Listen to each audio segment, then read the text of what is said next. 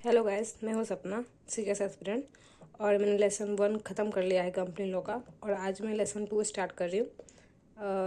मैंने उसका पहला क्वेश्चन किया है जिसमें 3 क्वेश्चन है। पहला क्वेश्चन था कि 3 लोग प्राइवेट कंपनी के मेंबर होते हैं। तीनों लोग घूमने के लिए जाते हैं और उसमें से उनका कार का एक्सीडेंट हो जाता है, वो तीनों मर जाते हैं। क्या प्राइवेट कंपनी फिर भी रहेगी? तो हाँ, क्योंकि कंपनी एक आर्टिफिशियल लीगल पर्सन होती है और किसी के ज़िंदा रहने या मरने से कोई फ़र्क नहीं पड़ता।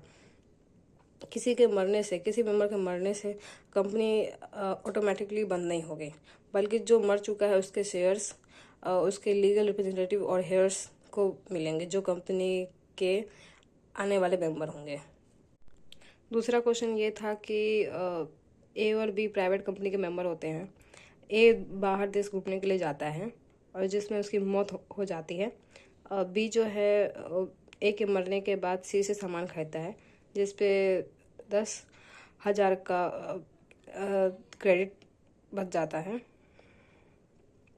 तो अब क्या बी पर्सनली लायबल होगा?